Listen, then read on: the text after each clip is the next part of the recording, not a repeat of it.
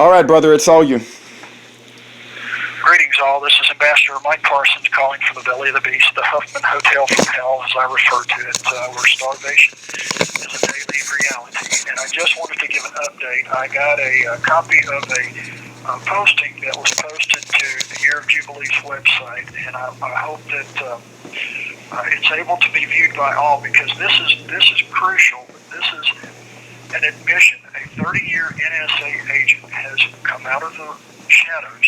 Now, they don't give their name, but they acknowledge they're a 30-year NSA agent, and they posted this one-page document acknowledging that the government agencies, the alphabet crews, are targeting people who are pro-Constitution and critical of government, like myself. And this individual acknowledged that, as they put it,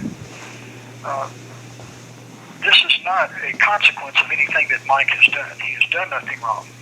Mike is nothing but a voice crying out from the wilderness, warning folks, and others like him are being targeted. So it's a page-long letter that basically spells out from the directed energy weapons that they've now got that they're deploying within your local police departments and others, and how the fusion centers that were created from 9/11, how this is all concocted into this Department of Homeland Security overreach that has a huge budget, and because there are so few terrorists amongst us, they have to create terrorists amongst us, and therefore, with a wink and a nod, as they put it, and less than probable cause, they can declare you to be a domestic terrorist, put you on their list, and destroy your life, and round you up, put you in a cage, and railroad you into prison, i.e. me, right now, sitting in a jail looking at 10 years more of prison for nothing. And the fact is that it can happen to you or anybody else if you choose to speak out against corruption in government or support the Constitution or what this country's foundational principles are: indivisible liberty, independence, self-sufficient, self-governance. The things that George Washington talked about, like having enough ammunition and guns to protect yourself against any threat, including your government. So there's the problem. Those people that are going to try to expose the corruption, like myself, and try to right the system, legitimately within the structure and within the confines of the establishment system, it doesn't work anymore. It's been hijacked, and they're targeting us for destruction. It doesn't have to be that way. If we all wake up and we all speak out, we can free those people like myself that are being falsely incarcerated. We can hold the system accountable. But it takes men and women standing up. And God bless the NSA agent who stepped out of the shadows, not for a moment, to acknowledge that this is an innocent man who should not be where he is. That's all for now. God bless. Keep standing, and I will as long as I have strength. Peace and blessings, everybody. It's Tuesday, May the 14th, the year 2019.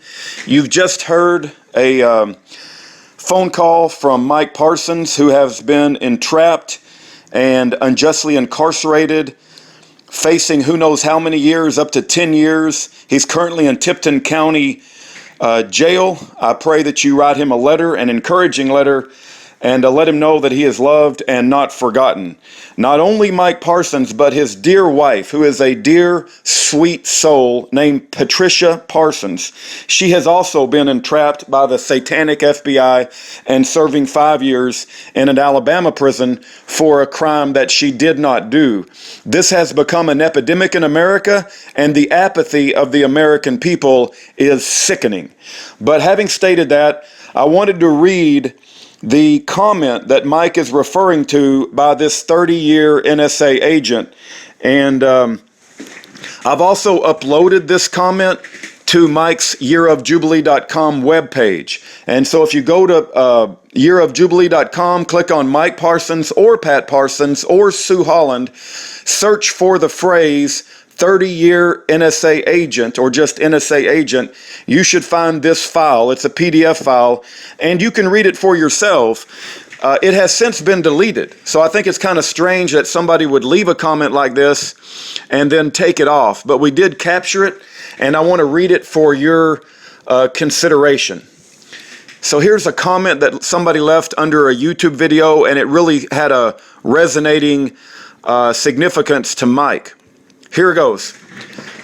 Love know-nothing, know-it-alls like the author and the first commenter speaking from a self-admitted platform of gross ignorance. Keep in mind, Mike has a bunch of trolls that constantly... Let me say this, all of our prisoners have trolls, right? They'll say that David Hinkson is guilty and he was conspiring to murder a judge. They'll say that Schaefer Cox is crazy and he's admitted to beating his wife. I mean, they all have trolls. But when you pull the layers of the onion back and you realize the details of what's going on, that they were going after Schaefer's kid unless he admitted some part in a crime, which he did not do. We have the photographs, by the way. We have the photographs from that day. We know that David Hinkson is innocent. So the problem is when these trolls show up, which I call a ravishing band of hyenas, some people don't like to fight. They don't like the conflict, so they run away. Well, when you know that you're right and you know that your brother and sister is innocent, you stand there and you fight with the hyenas. You rip their heads off and you spit down their neck or whatever. But anyway, they're all full of lies and they're all full of bias and they're all full of Satan, the spirit of Satan. But so what this NSA agent appears to be replying to is some of Mike's trolls, right? The trolls exist on every prisoner. You have to get used to the fact of seeing that. And if you've been in the prison ministry, it comes with the territory. And the reason I bring that up is Mike's trolls are especially vile. I don't know why. I don't think his crime is any more heinous than, say, he doesn't have a crime, right? He's completely innocent. One thing about Mike is he does not compromise. And but I'll just say when you evaluate the prisoners that Aaron and I advocate for, I have to say that Mike has a especially vicious, vile set of hyenas. And don't ask me why, it just is the case. But here's what the NSA guy left a comment, or it could be girl, it could be a female. Love know-nothing, know-it-alls like the author and the first commenter speaking from a self-admitted platform of gross ignorance. I worked for the National Security Agency for almost 30 years. I found that the Department of Homeland Security has auspices over the FBI. The Department of Homeland Security has auspices over the FBI, created fusion centers in each state. They were created after 9/11 so that the feds and local law enforcement officials would share info and another 9/11 would not happen. But there were not at all enough real terrorists among us to justify their enormous budgets and reach. Wow, they're getting paid an enormous amount of money by the federal government. They're getting paid to do what? To find terrorists. But there's not enough real terrorists among us to justify their budgets. So they created terrorists from you and me. The criteria for declaring someone a potential terrorist was lowered to less than probable cause. So essentially, with a wink and a nod, you can put someone on a terrorist watch list for secret accusations they never know about and cannot defend against. An order for a falsified dossier of crimes is ordered up at the main fusion center. Then it is sent to the victim's nearest fusion center. See recent InfoWars interview with Bernhoft from bernhoftlaw.com. That's spelled BERNHOFT law.com. Then fusion centers target them for surveillance. Well, surveillance is not surveillance. It is organized Zersetzung. I think that's a German word. Zersetzung style, vicious and intended lethal harassment. Civilian volunteers join InfraGard to help protect Das Vaterland. But they are actually paid with your tax money, laundered through Lockheed Martin, Schill, William Patrick Cox home business. You can even be targeted for your bumper sticker, like Deuteronomy 27:24 and 25. Or second, I think he means Chronicles, but he put CHOR. I think he means 2 Chronicles 7:14. Or support the Constitution. That makes you a domestic terrorist. Starting to get it?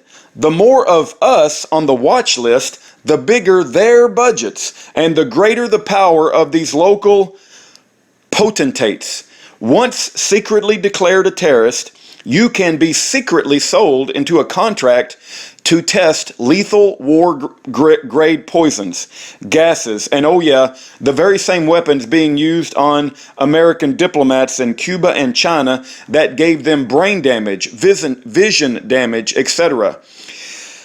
Directed energy weapons, microwave, electromagnetic, heterodyning, etc. These are not merely sonic weapons, they are mobile directed energy weapons, DEW. Non-lethal weapons given out like toys to local police are DEWs and can indeed kill. Did I mention I worked for 10 years in the NSA Weapons and Space Directorate? So unlike you, I actually know what I'm talking about. Look up the story of NSA agent Mike Beck. He was attacked with DEW, directed energy weapons, in the 1990s, but NSA has betrayed him and refuses to acknowledge his injuries nor provide him disability support because that would require them admitting these weapons exist.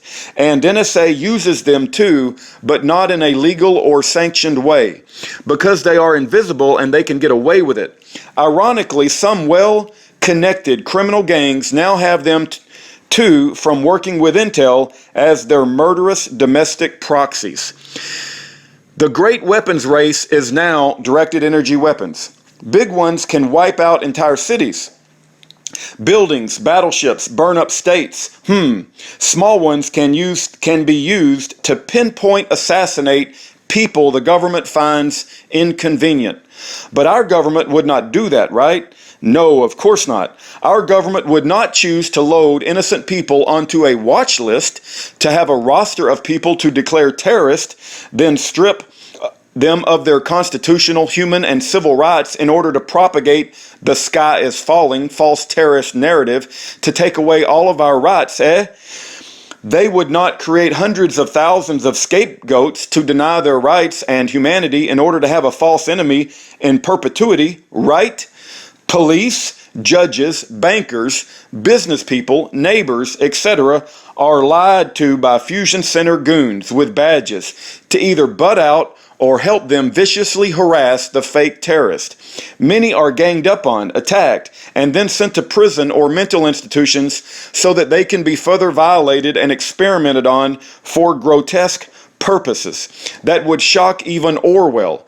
Mike Parsons did nothing but defend himself. This is not the consequences of his own actions. This is the Antichrist machine infiltrating and enveloping our country and our government, and we are falling for it just like the Germans sucked up Nazism in the 1930s and 1940s as unquestioning, ignorant sycophants and partook in some of the worst crimes against humanity the world had ever known. Until now.